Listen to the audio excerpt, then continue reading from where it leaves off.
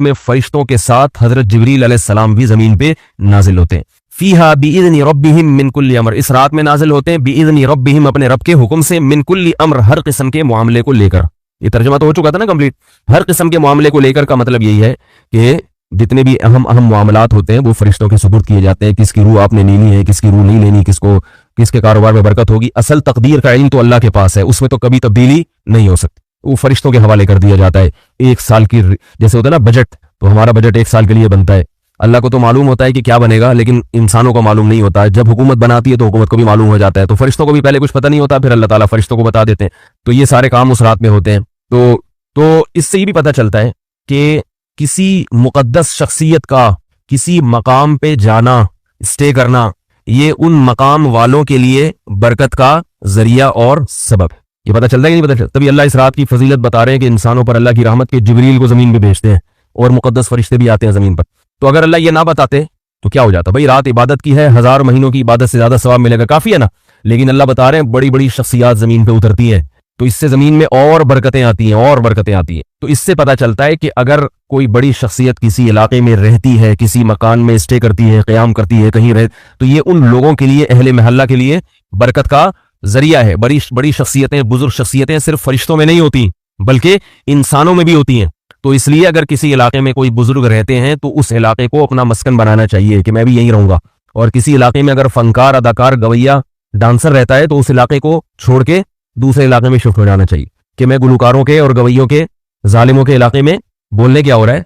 अगर पैसे हैं, अल्लाह ने मकान शिफ्ट करने की तौफीक दी है, इतनी गुंजाइश है, तो वहां से इंसान शिफ्ट ऐसे इलाकों में रहा करे जहां उलमा और सुलहा रहते। समझ रहे हो? खुश होना चाहिए इस पे कि भाई मेरे पड़ोस में फला शख्सियत रहती है, मेरे पड़ोस में फला बुजुर्ग रहते हैं। लोग मैं जनाब फलाने के पड़ोस साथ रहता हूँ, माशाल्लाह वो डांसर नहीं है, बोले वो मेरे महल्ले में। एक आदमी, मुझे वो 50-50 पहले जमाने में गाता था ना एक मजाइया, तो उसमें कोई मशहूर अदाकार था, तो एक आदमी कह रहा है मुझे आके बता रहा है, कह रहे मैंने उसको देखा वो गाड़ी में जा रहा था, क्योंकि उस अदाकार को मैं भी जानता था। 50-50 तो बचपन में हम देखते थे, वो बहुत सादा सी कॉमेडी होती थी, कोई बेहयाई नहीं थी उसमें, बहुत सादा सी। उसमें एक दफा दिखाया था कि एक आदमी, हमारी पुलिस का हाल दिखाया था, डिफेंस के एरिया में उसके मिजाज बहुत सादा होते थे। उसमें खास बात ही होती थी, डिफेंस के एरिया में सिक्योरिटी बहुत सख्त होती है, आपको पता है। तो एक टैक्सी के ऊपर तोप रखी हुई है, उसके ऊपर नाल भी है, बाकायदा फायर करने वाली तोप, इतनी बड़ी तोप टैक्सी के ऊपर रखी हुई है। तो अब पुलिस खड़ी हुई है तलाशी लेने के लिए। पुलिस ने पूरी तलाशी ली, अच्छी तरह तोप को भी चेक किया, कोई असला तो नहीं रखा हुआ अंदर, जेबे में चेक किया उन्होंने, उड़ी चलो भाई जाओ, क्लियर है। आप लोग की समझ में नहीं आ रहा, लतीफा नहीं समझ में आया? चेकिंग हो रही है, तोप को भी चेक किया जा रहा है, इसके अंदर कोई असला तो नहीं रखा। ओ भाई ये इतनी बड़ी तोप जो है, यही तो असला है। अच्छी तरह चेकिंग कर रहे हैं, ओए सही है जी, क्लियर है, जाने दो। वो टैक्सी वाला बड़े आराम से तोप लेके जा रहा है। तो इस किस्म का उसमें मिजाज होता है। तो उसके किसी फंकार को देख लिया गुलशन इकबाल में, ये बता रहे हैं इस्माइल तारा, ठीक है, तो देख लिया तो मुझे आके बता रहे मैंने आज इस्माइल तारा को देखा है। कोई बात नहीं भाई, तूने देख लिया तो क्या, कौन सी बुजुर्ग शख्सियत को तूने देख लिया? तो उलमा सलाह की ज़ियारत करे इंसान तो खुश भी हो, मैंने आज फला बुजुर्ग को देखा, मैंने फला से मुसाफा किया, फला बुजुर्ग मेरे मकान में आके ठहरे थे, शो मारने के लिए नहीं बल्कि एक तहदीस बिन नेमत के तौर पर। एक साहब है, उलमा से बहुत मोहब्बत करते हैं, वो कहीं भी किसी इलाके में आलिम नजर आ जाए उसको लाजमी घसीटते हैं अपने घर में कि भाई कम से कम मेरे सोफे पे बैठ के चाय जरूर पियो। तो मुझे भी एक दफा, मैं तो कोई बुजुर्ग नहीं हूँ, ऐसी उनको उनके ख्याल में था, तो घसीट के ले गए, बिठाया, चाय पी, फिर मुझे बताने लगे यहाँ फला आलिम बैठा है, फला भी आया यहाँ इसी सोफे पे। मैंने कहा माशाल्लाह, मुझे खुशी हो रही थी कि देखो इस आदमी में जज्बा है कि इसको ये खुशी होती है कि मेरे इस घर के सोफे पर इतने बड़े बड़े उलमा आके बैठे हैं। तो एक जज्बा है ना, मोहब्बत है उसको, अच्छा लगा मुझे उसका ये जज्बा। तो उलमा से, बुजुर्गों से, नेक लोगों से, अल्लाह वालों से मोहब्बत, और वो आपके घर में आए, इससे घर में बरकत होती है। हमें इस किससे पता चला? ये यहाँ लिखी हुई नहीं है लेकिन ठीक है, इस सूरत से हमें पता चला, समझ ले कि लिखी हुई है, ताकि बार बार मुझे ये फर्जी, बहुत सी चीजें फर्ज भी तो की जा सकती है ना। इसकी एक और दलील दूं, हदीस से भी ये बात साबित है। रसूलुल्लाह सल्लल्लाहु अलैहि वसल्लम को हजरत अनस इब्ने मालिक की वालिदा ने एक दफा बुलाया। हजरत अनस 10 साल के थे, छोटे से थे, तो उनकी वालिदा ने बुलाया कि या रसूलल्लाह आप हमारे घर में आके नमाज पढ़ा दें हमें। तो वो चाहती थी कि नबी हमारे घर में अगर नमाज पढ़ ले तो इससे क्या होगा, हमारे लिए बरकत का जरिया है। तो आप सल्लल्लाहु अलैहि वसल्लम उनकी इस दावत पे चले गए और आप सल्लल्लाहु अलैहि वसल्लम ने वहां नमाज पढ़ी। तो इससे भी पता चलता है कि भाई पैगंबर का किसी घर में आना, वो तो जाहिर है, इसमें तो कोई दो राय नहीं हो सकती। तो अहलुल्लाह का, उलमा का, उनसे दोस्ती, उनसे ताल्लुक, उनसे मोहब्बत, कुछ भी ना हो, सिर्फ मोहब्बत ही हो। ये मोहब्बत भी इंशाल्लाह दुनिया में भी काम आएगी और क़यामत में भी काम आएगी, लेकिन मोहब्बत में इंसान दूसरे का बेड़ा ना गर्क करे। तो इसकी मिसाल है, वो हमारे हजरत एक वाक़या सुनाते करते थे। एक शेख साहब थे, पीर साहब, उनका एक मुरीद था, वो अपने शेख से बहुत अकीदत करता था। अब हमारे सुनने वालों में बहुत से हमारे पठान शागिर्द भी हैं, तो भाई पठान लोग नाराज ना हो, मैं पूरा पूरा वैसे ही वाकया सुनाऊंगा जैसे हमारे हजरत ने सुनाया, ठीक है। तो हमारे हजरत ने सुनाया कि वो मुरीद पठान था, और हमारे हजरत में तो असबियत नहीं थी। हमारे हजरत के ज्यादातर मुरीदीन पठान ही थे। हर फील्ड में पठान ही आ गए हैं। तबलीग में देखो तो पठान आ गए, जिहाद में देखो तो पठान आ गए, मदरसों में देखो तो पठान आ गए। तो वो सारे ही शोबे में पठान लोग, उनको अल्लाह ने हिम्मत दी है। लेकिन वो हजरत ने जो वाकया सुनाया ना, ये चूंकि पठान मुरीद का था, वो अकीदत थी ना, मोहब्बत थी। तो हजरत ने फरमाया कि वो पठान मुरीद था, अपने पीर और मुर्शिद को उसने बोला था कि आपकी चप्पल आपको उठाने की इजाजत नहीं। हम जब आपके मुरीद मौजूद हैं तो हमारा गैरत के खिलाफ है हमारा गैरत के खिलाफ है कि हमारी मौजूदगी में पीर साहब अपनी जूती खुद ही उठाएं। ये नहीं हो सकता। पीर साहब में तवाज़ो का गलबा था। वो चाहते थे कि भाई मैं किसी इंसान से अपनी खिदमत, पहले जमाने के पीर साहब भी बड़े मुतवाज़े हुआ करते थे, तो पीर साहब में तवाज़ो का गलबा था कि मैं अपनी जूती कैसे इस दूसरे को कैसे। पीर साहब ने मना किया जूती को हाथ नहीं लगाना। इसने कहा नहीं, ये हमारा गैरत के खिलाफ है कि हमारा पीर साहब हो और हमारा जूती वो खुद ही उठाए। पीर साहब ने 2-3 दफा मना किया, फिर पीर साहब ने खुद ही चप्पल उठा ली। इसने चप्पल छीनने की कोशिश की, उन्होंने दी नहीं, इसने मरोड़ा उनका हाथ। सही, हमारे हजरत इसी तरह ये वाकया सुनाया करते थे। तो उसने मरोड़ा उनका हाथ, वो बेचारों की चीखें निकल रही है, कोहनी उतर गई, बाजू उतर गया, मगर उसने कहा नहीं, ये हमारा गैरत के खिलाफ है। वैसे गैरत होनी ऐसी चाहिए, है तो ऐसे, अकीदत तो ऐसी होनी चाहिए अगर वाकईतन सामने वाला अकीदत के काबिल भी है तो, वरना आजकल तो हिसाब किताब अजीब सा हो गया। तो हजरत फरमाते हैं, अरे नालायक, हजरत ऐसी फरमाया करते थे, अरे नालायक, उसके बेचारे की हालत तो देखो अपने पीर साहब की, ये कैसी अकीदत है, उसका बाजू मरोड़ दिया, वो चीख रहा है खड़ा हुआ। मगर आपकी मोहब्बत में कमी नहीं आनी चाहिए। तो सामने वाले का इंसान ख्याल करे, उसके जज्बात का। खैर, तनज़्ज़लुल मलाइकतु वर्रूहु फीहा बिइज़्नि रब्बिहिम मिन कुल्ली अम्र। खुलासा ये निकला कि अहलुल्लाह से ताल्लुक, उनसे मोहब्बत, इससे इंसान को फायदा होता है। अच्छा, एक बात आखिरी बता दूं, चूंकि हमारी खानकाहों में और इधर उधर दूसरी जगहों पर भी अदब, बाज जगहों पर अदब में भी गुलू होता है अपने पीर और मुर्शिद के। तो याद रखो, पीरों की और उस्ताजों की 2 किस्में हैं, एक जवान और एक एजेड। जो जवान आदमी होता है ना, उससे अकीदत का ज्यादा इजहार ना किया करें। समझ रहे हो बात? जैसे मैं आप लोगों का उस्ताद हूं तो थोड़ा थोड़ा मेरा ख्याल, अभी थोड़ा सा यंग हूं मैं, अभी इतना बूढ़ा नहीं हुआ मैं, तो मुमकिन है बुढ़ापा होने अगले साल बूढ़ा हो जाऊं मैं, लेकिन अभी इतना नहीं है। तो जवान आदमी के ज्यादा एहतराम ये गलत है, इससे वो बिगड़ जाता है, चाहे पीर ही क्यों ना हो। जवान, आजकल खिलाफतें बहुत नौउम्री में मिल जाती हैं, 22-22, 23-23 साल में पीर साहब खिलाफत दे देते। तो ऐसे सूरत में इतना उसका एहतराम, जूते उठा उठा के घूमना, इससे उसके अंदर तकब्बुर पैदा होगा। और जवान आदमी का कोई पता नहीं होता कब खिसक भी जाए वो, उसमें शहवत इतनी दिमाग में चढ़ी हुई होती है उसके, और उसको दुनिया कमाने का शौक, इज्जत का शौक, ये सारी चीजें दुनिया की उसके अंदर आने का इतना खतरा होता है कि अगर उसे वक्त से पहले बहुत सारी चीजें मिल जाएं, वक्त से पहले इज्जत मिल गई, तो बिगड़ने का अंदेशा ज्यादा होता है। इसलिए उससे अकीदत का बस एतदाल से, भाई जवान है, कोई भरोसा नहीं है। हमारे एक पठान दोस्त थे, उन्होंने मुझे बताया कि हम लोग इमाम बना, अपने गांव में इमाम किसी जवान को बनाते ही नहीं है। मैंने कहा क्यों? कहते हैं वो जवान आदमी है, क्या पता इसके दिल में क्या क्या बुरे ख्यालात आते हो, बदनजरी करता हो क्या, इसलिए जवान पे भरोसा ही नहीं है। मैंने कहा बिल्कुल सही कहा आपने। तो जवान आदमी जो है ना, एक, मैं ये नहीं कह रहा कि जवान नेक नहीं हो सकता, नेक हो सकता है, मगर उसका हद से ज्यादा एहतराम, इज्जत, जूते ज्यादा उठाने की कोशिश करना, इन चीजों में क्या होता है, उसके बिगड़ने का अंदेशा बहुत होता है। तो वो भी इंसान है, कोई पैगंबर नहीं है। लोग अपने पीर को पता नहीं क्या समझते हैं कि ये पैगंबर बन गए, ये इन्हें कुछ हो गए। भाई उन्हें वो सारी चीजें हो सकती हैं जो आपको हो सकती है, उनको भी हो सकती है, वो सारी चीजें, इंसान है वो। इसलिए अलबत्ता बूढ़े आदमी का एहतराम करना चाहिए। पीर साहब अगर बूढ़े हैं, एजेड हैं, दाढ़ी और सर सफेद हो चुका उनका, बूढ़े हैं, उनके जूते उठाओ, उनके हाथ भी चूमो, जो है क्या नाम है, मुसाफा करते हुए हाथ भी चूम सकते हो उनके, और उनसे अकीदत का बहुत ज्यादा इजहार भी। बूढ़ों के बिगड़ने का अंदेशा, वो अपनी उम्र गुजार चुके हैं, और वैसे भी उसका बुढ़ापा भी इसका तकाजा करता है, उम्र का भी तकाजा है कि जवान आदमी उसके सामने तवाज़ो का इजहार। जवानों की ज्यादा उम्र की, माशाल्लाह बहुत अच्छे, बस इतना काफी। मेरे सामने लोग आते हैं, आप, मैंने कहा आराम से रहने दे, मैं ऐसे ही हूँ जैसे तू है ना वैसे ही हूँ मैं, हल्का फुल्का ही रहना। मैं अपनी बात नहीं कर रहा, सबके साथ यही किया करो। मुझे बहुत बुरा लगता है जब किसी जवान आदमी का हद से ज्यादा एहतराम, बूढ़े बूढ़े जूते उठा रहे होते हैं अपने पीर साहब, अच्छा नहीं लगता मुझे। उस जवान पे गुस्सा आता है, वो बूढ़ा आदमी तेरे जूते उठा रहा है, अगर वो तेरा मुरीद हो गया तो क्या है इसमें? तुम्हें तो ये सिखाना चाहिए जवानों को कि बूढ़ों का एहतराम करो, ना कि बूढ़े उल्टे जवानों का एहतराम कर रहे हैं। इमाम अबू हनीफा रहमतुल्लाह अलैह ने वसीयत की थी इमाम अबू यूसुफ को कि किसी बूढ़े आदमी के साथ नहीं चलना। कहा अगर तुम पीछे रहे, बूढ़ा आगे निकला, तो तुम बहुत बड़े आलिम हो, इल्म की तौहीन का खतरा है, और अगर तुम आगे चले तो तुम जवान हो और वो बूढ़ा, उसमें उसके बुढ़ापे की तौहीन है। क्या मतलब? उन्होंने बताया कि आलिम होने के बावजूद भी बूढ़े की तौहीन नहीं करनी है, क्योंकि तुम आलिम तो हो मगर तुम्हारी उम्र कम है, और उसका बुढ़ापा ये तकाजा करता है कि उसका एहतराम किया जाए। समझ लो? तो बूढ़ा आदमी अगर जूते उठा रहे जवान आदमी के कि आप इल्म में ज्यादा, नहीं, गलत है। उसको बोलो हजरत आप काबिल एहतराम है, अल्लाह ने, आप हमारे बाप की उम्र के हैं। बाप जो है वो तो काबिल एहतराम होता है ना, बेटा चाहे कितना भी आगे निकल जाए लेकिन बाप से थोड़ी आगे निकल सकता है। तो इसलिए इन चीजों में जरा एतदाल से काम लेना चाहिए। अकीदत का इजहार करें एतदाल से। आप माशा अकीदत का इजहार के बजाय मैं लोगों से ये कहता हूं कि भाई अपने बारे में कि अगर मेरी कोई बात आपको अच्छी लगे, कोई बयान अच्छा लगे, अप्रिशिएट करें आप, इससे इंसान की हौसला अफजाई। माशाल्लाह हजरत आपने ये बात बड़ी जबरदस्त की, बड़े अच्छा लगा। तो मुझे एक इंसान है, जाहिर है खुश होता है इंसान, मैं खुश होता हूं कि माशाल्लाह भाई। और अगर कोई बुरी लगी है तो इंसान एतदाल से बता दे, तो वाट लगाने की कोशिश न करे। हजरत ये जो आपने बात की, इस नुक्ता नज़र से मुझे थोड़ा सा इख्तिलाफ है, मुझे थोड़ा सा समझने में, अदब तमीज़ के दायरे में, बदतमीज़ी ना करे, अदब तमीज़ के दायरे में वो कर दे। तो हौसला अफजाई करने से इंसान को एहसास होता है भाई माशाल्लाह। तो हौसला अफजाई काफ़ी नहीं कि आपकी क्या बाप तो माशाल्लाह बहुत अच्छे हैं, आप क्या सुभान अल्लाह। ये इंसान को याद रखो, जितने बिगड़े हुए लोग हैं ना, सब उनके मुरीदों के बिगाड़े हुए होते हैं। आज तक कभी दोस्त नहीं बिगाड़ता, ये बता दूं मैं। मैंने अपनी जिंदगी में देखा है, बड़े बड़े उलमा पागल हो गए हैं, उल्टी सीधी बातें करते हैं मिंबर पे बैठ के।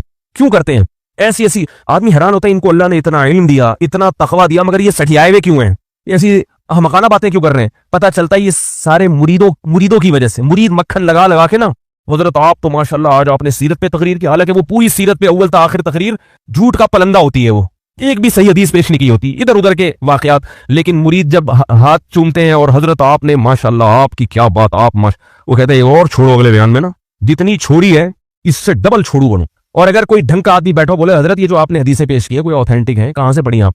ऐसे तो ग्रीन चैनल वाले भी नहीं छोड़ते जितनी आप छोड़ते, तो अगला एतदाल से आ जाएगा, नहीं आ जाएगा। तो हमेशा इंसान को उसके शागिर्द, उसके मुरीद ये है जो इंसान को उल्लू बनाते हैं, बेवकूफ बनाते हैं, अकीदत की अंधी ऐनक लगा के देखते हैं और बिगाड़ देते हैं इंसान को। तो बूढ़े को इसलिए कह रहा हूं कि बूढ़े ने तो जितना बिगड़ना था बिगड़ गया, बूढ़ों में तब्दीली नहीं होती। वो तो अब उनकी तारीफ करें बुराई करें वो वैसे ही रहेंगे। ये इंसान की जो इससे पहले की उम्र है, ये इसमें इंसान में तब्दीलियां आती रहती, कभी इधर को जाएगा कभी उधर को जाएगा, इसमें एतदाल की जरूरत है। तो तनज़ बस ये तर्जमा करके खत्म करता हूं, वो पूरा हो गया। तनज़्ज़लुल मलाइकतु वर्रूहु फ़ीहा बिइज़्नि रब्बिहिम मिन कुल्लि अम्र सलामुन, ये रात सरासर सलामती है, हिया हत्ता मतलइल फज्र, तुलुए फज्र तक। तो सलामती है, मगर याद रखो हर एक के लिए नहीं, उसके लिए जो इस रात में सलामती चाहता है, अल्लाह से दुआ मांगता है और तौबा करता है, जो गुनाह करता है उसके लिए सलामती नहीं है ये। तो सलामुन हिया हत्ता मतलइल फज्र। कुरान में 2 जगह आया कि माँ बच्चे को 2 साल तक दूध पिलाए, लेकिन हमारे इमाम आजम फरमाते हैं कि माँ अपने बच्चे को 2.5 साल तक दूध पिलाए। वजाहत कर दे। कुरान में जो 2 जगह है ना, कुरान में जो आया कि माँ बच्चे को 2 साल तक दूध पिलाए, उसी को पूरे तौर पे पढ़ लिया होता तो ये इश्काल ना होता। वल वालिदातु युरदिअना औलादहुन्ना हौलैनि कामिलैनि लिमन अरादा अन युतिम्म अर्रदाअ। माएँ अपने बच्चों को 2 साल तक दूध पिलाएं जो भी मुद्दत मुकम्मल करना चाहे। आगे इसी आयत में है फ़इन अरादा फिसालन अन तराज़िम मिनहुमा, बस अगर वो दोनों आपस की रजामंदी से छुड़ाना चाहें तो फा अरबी में आती है ताकीब के लिए, ताकीब। अब ताकीब गाढ़ा लफ्ज़ है, इसको मैं आसान करके समझाता हूँ। यके बाद दीगरे, एक काम के बाद दूसरा काम होना। जैसे मैं कहता हूँ जाअनी ज़ैदुन, मेरे पास जैद आया, व अमरुन, और अमर आया, तो इसका मतलब है जैद और अमर दोनों आए हैं। ये तरतीब से आए हैं कि पहले जैद आया बाद में अमर, इसका कोई तस्करा नहीं है। जैद आया और अमर आया। जैसे इंग्लिश में होता है एंड का लफ्ज़ इस्तेमाल होता है ना, वाओ, और फा जो है ना अरबी में देन, जैसे इंग्लिश में क्या है देन। पहले मेरे पास जैद आया, फा अमरुन, उसके फौरन बाद अमर आया, यानी बाद में भी आया और फौरन। ये फा का असल माना है जिसको अरबी की इस्तिलाह में कहते हैं ताकीब, यानी एक काम के बाद हो रहा है। माल वसल, वसल का मतलब बाद भी फौरन बाद हो रहा है। तो अब कुरान के अल्फाज देखो कि अल्लाह ताला फरमाते हैं माए बच्चों को 2 साल तक दूध पिलाएं, ये तो एक काम कंप्लीट हो गया ना। फ़इन अरादा फिसालन, फा है फा, इसके बाद लफ्जी तर्जमा इसका यही होगा, इसके बाद अगर दोनों चाहें आपस की रजामंदी से दूध छुड़ाना तो छुड़ा सकते हैं। तो इससे साफ पता चलता है कि इसमें वाज़ेह इशारा है कि 2 साल के फौरन बाद दूध छुड़ाने जरूरी नहीं है। 2 साल के बाद आपस की रजामंदी से अगर छुड़वाना चाहे तो छुड़वा दें। तो इसी आयत से ही इमाम अबू हनीफा का इस्तेदलाल है कि 2 साल के बाद भी दूध पिला सकती है। समझ में आ रही है बात कि नहीं आ रही है? और ये हदीस में जो आता है कि 2 साल के बाद रजाअत नहीं है, यानी 2 साल के बाद दूध पिलाई नहीं है। तो इमाम अबू हनीफा की आदत थी, हमेशा कुरान को सुपीरियर रखते थे और हदीस की तावील करते थे कि वो कुरान के मुताबिक हो जाए। तो उन्होंने कुरान को सुपीरियर रखा कि भाई 2 साल के बाद भी दूध पिलाने की परमिशन मिल रही है। और हदीस में तावील क्या की है कि वो 2 साल जिसमें औरत उजरत की मुस्तहिक होती है। होता यह है कि अगर मियाँ बीवी में सेपरेशन हो जाए ना तो बीवी को उसका नान नफका तो मिलता है, अगर वो बच्चे को दूध पिलाती है तो दूध पिलाई की उजरत भी शौहर के जिम्मे अलग से है कि वो बीवी को देगा। तो वो 2 साल तक है, 2 साल के बाद नहीं है कि भैया अब आपकी गरीबी, आप पिलाओ नहीं पिलाओ आपकी मर्जी। 2 साल तक मर्द पाबंद है कि उसको इसका नान नफका देगा। तो वो जो हदीस में 2 साल की मुद्दत है वो मुद्दत है जिसमें बच्चा मुस्तहिक है और माँ अगर पिलाएगी तो उसकी उजरत ले सकती है। उसके बाद माँ की तरफ से गरीबी है, उसकी उजरत नहीं मिलेगी उसको। तो इससे पता। और दूसरी बात यह है कि कुरान में यह भी तो आता है मा जअला अलैकुम फिद्दीन मिन हरज, अल्लाह ने दीन में तंगी नहीं रखी है। क्या ये अमली तौर पर मुमकिन है कि माँ बच्चे को 2 साल तक भरपूर तरीके से दूध पिलाए जिसकी कुरान इजाजत दे रहा है और फिर एकदम छुड़ा ले? ये पॉसिबल है अमली तौर पर? जब भी माएँ बच्चों को दूध पिलाती हैं तो छुड़वाने के लिए कुछ छुड़वाई की क्या टाइम दिया जाता है उसको। तो ये जो 6 महीने का टाइम है ये दूध छुड़वाई की मुद्दत है, इजाफी जो 6 महीने का टाइम है। 2 साल तक तो कुरान भी इजाजत दे रहा है, भरपूर तरीके से दूध पिला सकती है। उसके बाद कुरान कह रहा है कि अगर छुड़वाना चाहें तो वो छुड़वाने की इंतहाई मुद्दत 6 महीने है। तो कहते हैं 6 महीने तो छुड़वाने में लगेंगे उनको, तो ये फा को अपनी असल पे रखा जाए। और जो कहते हैं कि नहीं 2 साल के बाद दूध पिलाना नाजायज है, वो कहते हैं यहाँ फा ताकीब माल वसल के लिए नहीं है, बल्कि ये तफसील बयान करने के लिए, डिटेल बयान करने के लिए है। लेकिन उन्होंने इस फा में तावील की है, फा के लफ्ज में। इमाम साहब ने फा के लफ्ज में तावील नहीं की, उन्होंने कहा फा अपनी असल पर है। तो इसलिए दोनों तरफ दलाइल हैं। समझते हो कि नहीं समझते हो? हाँ, जिन लोगों को इमाम अबू हनीफा पर तंज करना है, एतराज करना है, वो चूंकि जाहिल है, उन्होंने एक ऐनक लगाई हुई है, इनको सिर्फ वो दलील नजर आती है, ऐनक का एक चश्मा इनके ना एक गिलास है, इनको सिर्फ वो वाली दलील नजर आती है जो इनको फेवर कर रही है। जो इनको फेवर नहीं कर रही वो उससे अंधे होते हैं। इसलिए ये फारिग लोग होते हैं, ये ना हनफी होते हैं ना शाफी होते हैं, ये सब जाहिल होकर मुजतहिद बने हुए होते हैं। समझते हो कि नहीं समझते? जब से मेरा वो 3 तलाक वाला क्लिप गया है ना, कि वो 3 तलाकों पर इजमा है सहाबा का, ताबीन का, कोई एक हदीस भी नहीं दिखा सकते किसी साहबी से जिन्होंने 3 तलाकों के कहा। हमारे अहले हदीस भाइयों की तरफ से बहुत सारे क्लिप मेरे खिलाफ आ गए हैं। मैं सोच रहा हूँ किसी दिन एक ही दफा में सबको बयान कर दूं, एक ही दफा में निपटा दूं। अवाम उनसे बड़ी मुतासिर है, आधा घंटे के, 20-20 मिनट के। और कमाल की बात है, किसी एक ने भी किसी सहाबी का या ताबीई का रेफरेंस नहीं दिया। बस यही कहा है मुफ्ती तारिक मसूद जो दावा करता है कि इजमाई मसला है। कहाँ इजमाई? इब्ने तैमिया ने लिखा, फलाने लिखा, फलाने लिखा। अबे भाई ऑपरेशन करते रहो तुम तो, जो टू द पॉइंट बात है वो नहीं करेंगे कभी भी। लिखने पर कोई पाबंदी थोड़ी है, फलाने भी लिखा, फलाने भी लिखा। सबसे पहली बात सहाबा और ताबीन का इजमा है, जो मुतबी ताबीन थे। सहाबा में तो कोई एक भी नहीं है जिन्होंने 3 को एक कहा हो। तो इसलिए आप लोग भी ना, जब भी कोई मेरे खिलाफ क्लिप बनाता है या बात करता है, उसमें टू द पॉइंट बात करें। आप मुफ्ती साहब ने जो दावा किया है सहाबा ताबीन का इजमा है। आप अब तक थोड़ी इजमा का दावा मैंने किया, अब तो अहले हदीस ने इख्तिलाफ डाला हुआ इसमें। इब्ने तैमिया रहमतुल्लाह के दौर में इख्तिलाफ हुआ या अल्लामा तहावी के दौर में इख्तिलाफ हुआ, लेकिन सहाबा ताबीन का जब एक मसले पर इजमा हो गया तब उसमें इख्तिलाफ की गुंजाइश नहीं है। इसका ये कभी भी जवाब नहीं देंगे। घुमाना आता है बस, बातों को घुमाते रहेंगे। तो अपना भी टाइम जाया कर रहे हो, हमारा भी टाइम जाया कर रहे हो। तो यहां भी यही है कि 2.5 साल। और दूसरी बात यह कि खुद हनाफ के नजदीक फतवा साहिबैन के कौल पर है। इमाम अबू हनीफा के जो दोनों शागिर्द हैं, उन्होंने फा को यहां ताकीब के लिए नहीं लिया, तफसील के लिए लिया है कि 2 साल तक पिलाए। फिर आगे कुरान उसकी डिटेल बयान कर रहा है कि अगर इस दौरान छुड़ाना चाहे तो छुड़ा भी सकते हैं। तो उन्होंने इसकी तावील की है। तो हनफियों ने यहां पर इमाम अबू हनीफा का कौल लिया ही नहीं है, एहतियात की बेस पे आपके शागिर्दों का कौल लिया है। हालांकि दलील के लिहाज से इमाम हनीफा का कौल भी कम नहीं है, मजबूत कौल है। फिर भी उन्होंने अबू हनीफा रहमतुल्लाह के कौल को छोड़कर हनफियों ने फतवा किसके कौल पर दिया?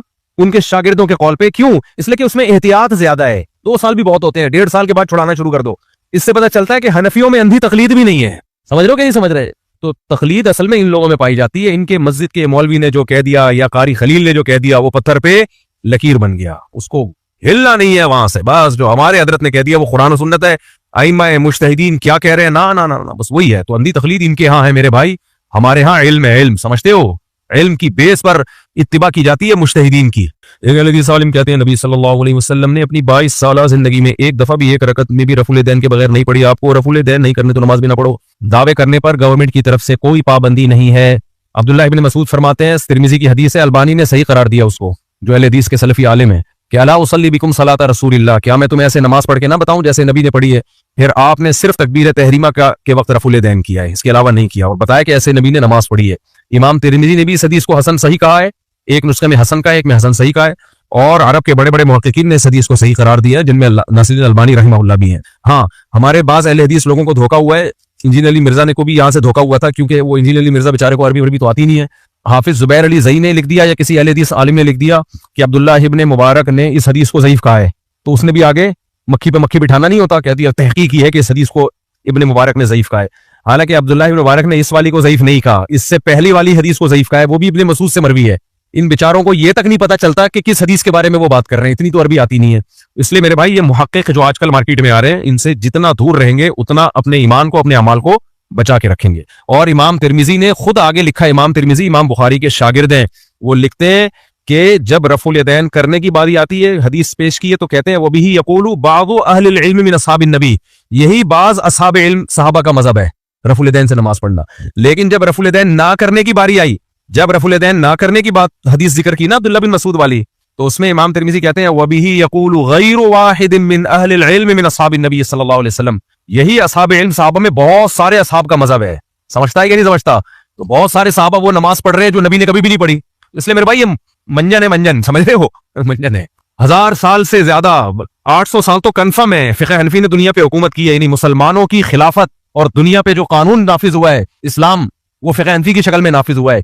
और हमारे जो अहले हदीस लोग हैं, इनका तो एक बालिश भी जमीन पे कहीं फिक़ह नाफिज नहीं हुआ। कहीं अल्लाह ने इनको कहीं बेचारों को हुकूमत ही नहीं दी है। मैं इनको गुमराह या इस सेंस में कोई जहन्नमी नहीं करार दे रहा, लेकिन जितने हो उतने रहो ना। पूरी दुनिया में 1% भी नहीं है अहले हदीस, लेकिन वो अपने आप को जन्नत का ठेकेदार समझ रहे हैं। 99% लोग हनफी, मालिकी, शाफी, हम्बली हैं, उनको कहते हैं अंधे मुकल्लिद हैं, इनको क्या पता। ये आप अपनी हैसियत से क्या कर रहे हो, थोड़ा आगे जा रहे हो फ्री होने की ना। आपका मुदव्वन फिक़ा है, आप कहते हो हम कुरान हदीस से इस्तेदलाल करते हैं, तो इस्तेदलाल करके लिख लो ना, उसको एक रिटन फॉर्म में कानून मुरतब कर लो। वो अब तक नहीं हुआ। तभी हर अहले हदीस की राय दूसरे से मुख्तलिफ। उससे तलाक का मसला पूछो अलग, दूसरे से पूछो अलग, तीसरे से पूछो अलग। अभी हमारे लिए काबिल एहतराम है वो हाफिज, क्या नाम है, हाफिज जुबैर। अभी फिर उनका तलाक और खुला पे क्लिप आया। भाई आप अजीब, कोई दलील नहीं है, वहीं बस फ़िक़्ह हम्बली की इबारत पे उन्होंने कह दिया कि वो फ़िक़्ह हम्बली में ये खुला एक तरफा भी हो जाता है। मैंने वो फ़िक़्ह हम्बली की इबारत निकाली, उसमें ऐसा कुछ भी नहीं लिखा हुआ था। उसका तर्जुमा हजरत ने सही नहीं किया। आप नेक आदमी जरूर है, अल्लाह से उम्मीद है आप जन्नत में जाएंगे, लेकिन ये तहकीक आपका काम नहीं है। आप मुज्तहिदीन के मुकाबले में जीरो हैं, कोई हैसियत नहीं है आपकी। इसलिए पहले ये इस्लामी कानून मुरतब हो चुका है, ये रिटर्न फॉर्म में आ चुका है, उसी को फॉलो करना है आपने। ये नई चीज मार्केट में क्या लेकर आएगा भाई, अब तू नया सही है क्या लेकर आए, और लाए भी नहीं है ना, लाओ तो ना मार्केट में, मसाइल मुरतब तो करो। पता है क्यों मुरतब नहीं हो रहे? एक अहले हदीस किताब लिखेंगे ना, दूसरा फौरन उसके खिलाफ लिख देंगे, तीसरा फौरन उसके खिलाफ। तो इनका हर शख्स का एक नया फिक़ा है। तो इस्लाम पे ऐसे चलना पॉसिबल ही नहीं है, मुमकिन ही नहीं है। ये कहते हैं साहबा के दौर में कौन सा फिक़ा मुरतब हुआ था? साहबा में हजरत अबू बकर के दौर तक तो कुरान भी मुरतब नहीं हुआ था, हदीस भी मुरतब नहीं हुई थी, लेकिन वो देसी तरीके से चलना मुमकिन थोड़ी था। उसके बाद जरूरत महसूस हुई, कुरान भी मुरतब हुआ, हदीस भी मुरतब हुई, फिक़ा भी मुरतब हुआ। अब मुरतब कुरान को भी मान रहे हैं, मुरतब हदीस को भी मान रहे हैं। जो इस्लामी कानून मुरतब हुआ फिक़ा की शक्ल में, उसको कहते हैं नहीं, हमने नहीं मानना, हम जो समझेंगे वही सही होगा। तो आपकी में हर शख्स की राय अलग है। तभी टेलीविजन में आपने देखा होगा अहले हदीस में सिर्फ एक ही मौलवी आता है, दो अहले हदीस भी इकट्ठे नहीं होते। उनको पता होता है दोनों का जवाब क्या होगा, डिफरेंट होगा। अगर कभी टीवी में कोई दो अहले हदीस आलिम आ रहे हो तो मुझे जरूर बुलाइएगा, मैं फिर उनसे सवाल पूछूंगा कि आपकी क्या राय है, आपकी क्या राय है, आपकी क्या राय है। आप देखो 4-6 मसाइल के अलावा हर राय में दूसरे का इख्तलाफ हो। और हमारे दोस्त है कारी खलील साहब, वो जो अहले हदीस आलिम है, माशाल्लाह बड़े अच्छे आदमी हैं। आजकल मुझे फिर उन्होंने चैलेंजबाजियां करना शुरू कर दी है, उसकी तारिक मसूद को सामने लेकर। मुझे अच्छा नहीं लगता यार, ये मौलवी लोग इस तरह की बढ़िया मार रहे हैं एक दूसरे को। वो कारी खलील साहब है ना, बोल टीवी में आते थे, जब से मुफ्ती रशीद अहमद खुर्शीद साहब गए हैं तो उन्होंने फिर इख्तलाफी मसाइल उनके सामने थोड़ा छेड़ना कम कर दिए। तो मुफ्ती रशीद अहमद खुर्शीद को कह रहे थे तुम्हें कोई और गिनतियां सिखा के भेज रहा है, वो मेरे पर इल्जाम लगा रहे थे कि ये पढ़ा के भेज रहा है। खैर, तो अभी फिर उन्होंने चैलेंज किया मुफ्ती तारिक मसूद को मेरे सामने बिठा दो। तो किसी ने नीचे लिखा हुआ कि ऐसा ना वो बैठ जाए सामने। वो इंजीनियर अली मिर्जा भी ये कहा करता था, आ जाओ आ जाओ, वो समझ रहे थे नहीं आएंगे, वो आ गए, तो ऐसा ना वो बैठ जाए। इसलिए भाई मत करो ये चैलेंज वैलेंज मत करो। हमारे नबी ने बहुत सारे ऐसे काम किए जो आज हमारे माशरे में मायूस हैं। मसलन कुर्ता धोती पहनना, सुरमा लगाना, हाथ से खाना, गरिबान खोलना वगैरह। गरिबान खोलना सुन्नत नहीं है, वो एक दफा नबी का गरिबान खुला हुआ था तो साहबी ने देखा, तो वो इश्क मोहब्बत में आपने गरिबान बंद रखना ही सुन्नत है। बाकी देखो नबी सल्लल्लाहु अलैहि वसल्लम ने जो काम खुद किए हैं, कुछ काम कल्चर की बेस पे किए हैं। जैसे नबी सल्लल्लाहु अलैहि वसल्लम ने गधे की सवारी की है ना, तो वो तो कल्चर था ना सोसाइटी में, सवारियां यही थी, गधे घोड़े और ऊंट। अब आपके पास उबर करीम भी है, रक्शे टैक्सियां भी हैं, आपने घर के बाहर गधा बांधा हुआ है, फिर लोग आपका मजाक उड़ा रहे हैं, तू क्या कर रहा है, तो आप वो सुन्नत का मजाक उड़ा रहे हो, सुन्नत का। तो ये सुन्नत का आप मजाक उड़वा रहे हो, समझ रहे हो कि मोटरसाइकिलों का, हवाई जहाजों का दौर है और आप किस पे सफर करके जा रहे हो, गधे पे। तो इस्लाम क़यामत तक के लिए आया है, किसी खास कौम के लिए, किसी खास जमाने के लिए नहीं है। तभी इस्लाम ने किसी खास लिबास को सुन्नत करार नहीं दिया, हिदायत दे दी है कि लिबास का मतलब जिस्म का छुपना होना चाहिए, जिस्म पूरा छुपे, आपका 2-4 स्टिकर ना लगे हुए हो। लेकिन कोई मखसूस लिबास नहीं है इस्लाम में कि ये लिबास सुन्नत है, ये सुन्नत। क्यों? वजह उसकी है कि इस्लाम क़यामत तक के लिए आया है। अब अरब में गर्मी थी, वो हल्के कपड़े पहनते थे। अगर इस्लाम कहता हल्के कपड़े पहनना, लाइट कुर्ते पहनना सुन्नत है, तो साइबेरिया में तो सुन्नत पे अमल करके लोगों के जनाजे हो जाते। तो इस्लाम पे फिर सोसाइटी के लिहाज से लिबास चेंज होता है, कल्चर के लिहाज से, जरूरत के लिहाज से चेंज होता है। तो इस्लाम ने देखो, इस्लाम में अरबी सीखना भी फर्ज नहीं है। कुछ लोग हो जो अरबी जबान सीखे, जो लोगों को गाइड करें। अगर इस्लाम में अरबी सीखना फर्ज होता तो आज सारी जबानें मुसलमानों में खत्म हो चुकी होती। ना ना ना, साहबा जब इस्लाम लेकर गए, फारसियों में गए, फारसियों की जबान फारसी ही रही है अब तक, पर्शियन ही है वो। पठानों की जबान पश्तो ही रही है अब तक, क्या है पश्तो। हाँ, उनके उलमा ने अरबी सीखी, तो ना इस्लाम ने किसी की जबान को छेड़ा, बल्कि कुछ गैर मुस्लिमों की जबानें थी जो मुसलमानों की बन गई। आपको पता है ये जो फारसी जबान है ये मुसलमानों की थोड़ी थी, ये तो आग परस्तिश की जबान थी, आग की पूजा करने वाले मजूसियों की जबान थी। लेकिन जब सहाबा गए, ये लोग मुसलमान हुए, तो ये इस्लाम की जबान बन गई फारसी। हिंदुस्तान की जो मुसलमान हुकूमत की सरकारी जबान फारसी थी। और आप हैरान हो गए, आज उर्दू मुसलमानों की जबान समझी जाती है ना। क्या ख्याल है? आप हिस्ट्री पढ़ें, उर्दू को सबसे ज्यादा प्रोमोट अंग्रेज ने किया है हिंदुस्तान में, समझते हो? जितने उर्दू के पुराने शायर हैं सारे लिबरल थे, मजहबी नहीं थे, शराबी कबाबी टाइप के मिलेंगे आपको, क्योंकि अंग्रेज उर्दू प्रोमोट कर रहा था। अंग्रेज की नीयत ये थी कि फारसी मुसलमानों की जबान है, इसको खत्म किया जाए, उर्दू मार्केट में लाई जाए, ताकि उलमा का अवाम का रिश्ता उलमा से, उलमा फारसी बोलते थे, उलमा फारसी जबान बोलते थे, तो अवाम का रिश्ता उलमा से कटे और उर्दू से जुड़ जाए। लेकिन उसे ये नहीं पता था कि ये उर्दू जब फैलेगी तो ये उलमा की जबान भी उर्दू बन जाएगी। अब उर्दू को अंग्रेज नहीं चाहता कि तरक्की करे, तभी तो देखो ना हिंदुस्तान में हिंदी कब कर रहे होते, हालांकि वो है उर्दू ही, उसमें अल्फाज में फारसी अरबी के अल्फाज निकाल निकाल के उस जबान का हुलिया बिगाड़ा जा रहा है। लेकिन उर्दू को प्रोमोट करने वाला अंग्रेज था, मगर उसको नहीं अंदाजा था कि इतने ज्यादा उलमा उर्दू जबान सीख लेंगे। डॉक्टर जाकिर नाइक से मैंने खुद सुना, और ये पहले से हमारी तहकीक भी यही है कि अरबी के बाद सबसे ज्यादा इस्लामिक लिटरेचर उर्दू जबान में है, और अरबी के बाद मुसलमानों की सबसे बड़ी जबान जो फैली हुई है वो उर्दू है। समझते हो कि नहीं समझते? तो इसी तरह ये इंग्लिश जो आपको आज अंग्रेजों की जबान लग रही है ना, एन मुमकिन है ये इस्लामी जबान कहलाना शुरू कर दे चंद सदियों के बाद, क्योंकि जब हिस्ट्री चेंज होती है ना आहिस्ता आहिस्ता, तो माजी इसको लोग भूल जाते हैं। कोई कह सकता है उर्दू अंग्रेजों ने इसको तरक्की दी है उर्दू को, तो लेकिन जब चेंज होती है तो ऐसे ही अब मैं जब यूरोप अमेरिका में जाता हूँ, साउथ अफ्रीका में जाता हूँ, वहां के उलमा वहां के तलबा तो ऐसे फर इंग्लिश बोल रहे हैं, ठिश लगता ही नहीं कि ये इन्होंने इंग्लिश सीखी है, वो तो अंग्रेजों वाली इंग्लिश बोल रहे हैं। ऑस्ट्रेलिया में जो मदरसों के बच्चे इंग्लिश बोलते हैं ना, मैंने कहा यार यहाँ से पाकिस्तान से उलमा को बुलाओ, कहते हैं जब पाकिस्तान या इंडिया से उलमा आते हैं जो इंग्लिश बोलते हैं तो ये बच्चे हंसते हैं उनकी इंग्लिश पे, क्योंकि वो किताबी इंग्लिश बोलते हैं, इनकी मदर लैंग्वेज इंग्लिश। तो जब ये इतनी बड़ी तादाद में मदारिस के जो अंग्रेज बच्चे पैदा हो रहे हैं, उसमें गोरे भी आ रहे हैं मुसलमान होके, तो ये इंग्लिश भी अंग्रेजों की नहीं रहेगी। ये भी एक वक्त आएगा कि लोग समझेंगे कि यार ये तो इस्लामी जबान है अंग्रेजी भी। ये जबानें चेंज होती है, इसलिए इस्लाम ने किसी जबान को बुरा नहीं कहा, समझ रहे हो, किसी कल्चर को बुरा नहीं कहा, किसी लिबास को बुरा नहीं कहा, क्योंकि इस्लाम को पता था कि ये लिबास कल हमारी जरूरत भी बन सकता है, ये जबान कल हमारी जरूरत भी। मैं बोला करो, मैं भी तो